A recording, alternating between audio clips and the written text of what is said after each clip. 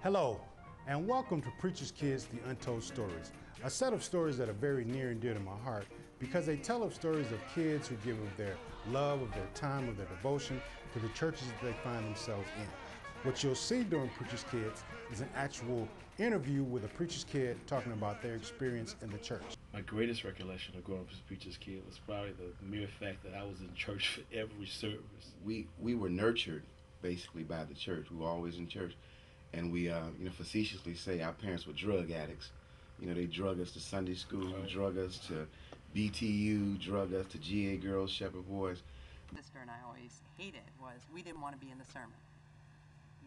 No matter what, whatever we had to do to keep out of the sermon, something would happen, and she would have to tell that story. Being the grandson of Bishop, that experience was interesting because it happened at a young period when I really didn't know a whole lot. Because of the spiritual grounding that I had from his teachings, helped me get through my teenage years, my rebel years. Agree, our mother's a live wire. Yeah, flaming hot. Yeah. Live wire in a good way, though, because I think live wire can have a lot of different connotations, but live wire in that, if you're around her, you're going to be affected. Yeah, you will definitely be affected in some way, whether you want to be affected or not. And then what you'll see is a sketch that summarizes something that happened in their life. It could be funny, it could be sad, but it's something that you'll all enjoy. I need to talk to you about something.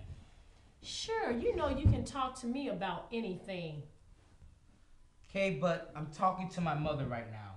That's important to know. Don't be silly, you're always talking to your mother. Alvin, rest assured, anything that we discuss stays between mother and son. Kind of like client-lawyer privileges, okay? Now today, I want to talk about a very powerful man in the Bible named Samson.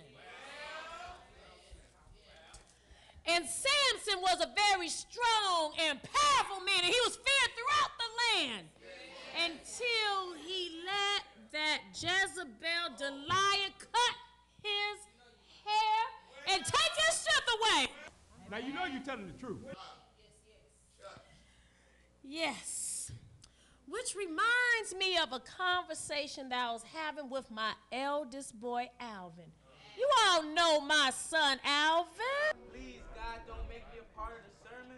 While watching Preacher's Kids, watch out for the Amen Zone. Yes, that's right, the Amen Zone. That time when a church service was something that happened and you're like, what just happened?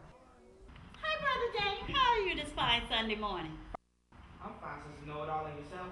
Well, I want to tell you, I was down on my knees praying for the restoration of my hair because this is weed. Whoa. Sister Know-It-All, that's way too much information. I have to get to my piano before service starts. I know, but I got to tell you something. The Lord told me to tell you to preach. Yes, it is. Yes. Alvin has just mentioned what is known as the Amen Zone. That time when a preacher's kid has been asked to do something, but God has not told him to do it yet. If Alvin had $1 for every time someone told him to preach, he'd be a trillionaire. At this point, Alvin has 3 options. Walk away calmly and ask her forgiveness later, scream and say, damn, or just go back to his seat. What will Alvin do? Let's watch and see. You know what, Sister Know-It-All? I'm fulfilling my service to God on the piano and working with the youth right now. But I'll keep that. But God is going to whoop you if you don't do what he said you could do. Again, thank you for watching Preacher's Kids, The Untold Stories, and we'll see you again.